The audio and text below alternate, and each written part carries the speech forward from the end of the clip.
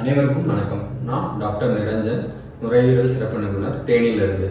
எப்பயுமே யாருக்காவது அலர்ஜி இருக்கு, வீசிங் இருக்கு, இல்லை ஆஸ்மா இருக்கு அப்படின்னு சொல்லி மருந்துகள்லாம் டாக்டர் ப்ரிஸ்கிரைப் பண்றாங்கன்னா அதெல்லாம் முடிஞ்ச உடனே நம்மளோட தன்மை என்னவா இருக்கும்னா, சார் இதை தாண்டி நான் சாப்பாடுல என்ன பண்ணலாம், இதை தாண்டி கியூர் வந்துருமா, கண்ட்ரோல் வந்துருமா அப்படின்ற கேள்விகள் தான் நிறைய பேர் எழுப்புவாங்க.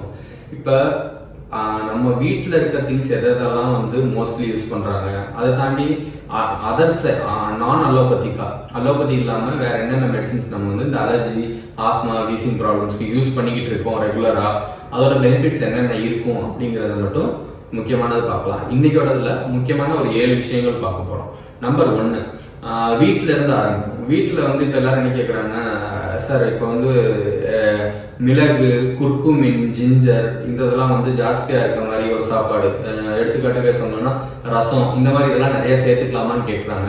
ஆக்சுவலா ஜிஞ்சரால்னு ஒன்று இருக்கு. அதை தவிர குர்குமின் கண்டென்ட் இருக்க மாதிரி நம்ம எது சேர்த்தாலுமே கொஞ்சம் வந்து ரெஸ்பிரேட்டரி சிஸ்டம் மேல நல்ல எஃபெக்ட் இருக்கும். அதனாலதான் நம்ம பெரியவங்க வந்து ரசம் எடுத்துக்கோங்க அப்படின்னு சொல்றதெல்லாம் அதோட பேசிக்ஸ்ல வச்சுதான் சொல்றாங்க. இதெல்லாம் ஒரு சப்போர்ட்டிவ் ரோல் தான்.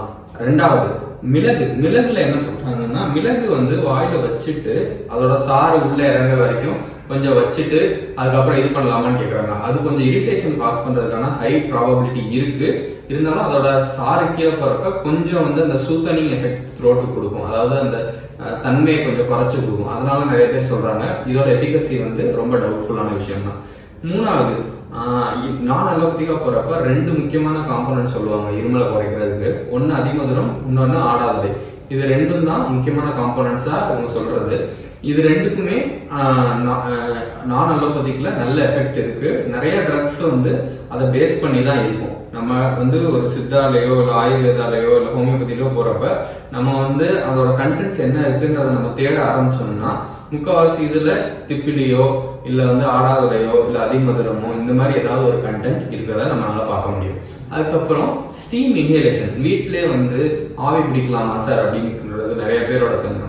ஆக்சுவலா சளி இறங்குதுன்னா சில இடங்கள்ல கட்டக்கூடிய தன்மை இருக்கும். ஒன்னு சைனஸ்ல, இன்னொன்னு தொண்டையில, இன்னொன்னு நுரையீரல். இந்த இடத்துலலாம் சளி வந்து கட்டிக்கிறதுக்கான வாய்ப்பு இருக்கு.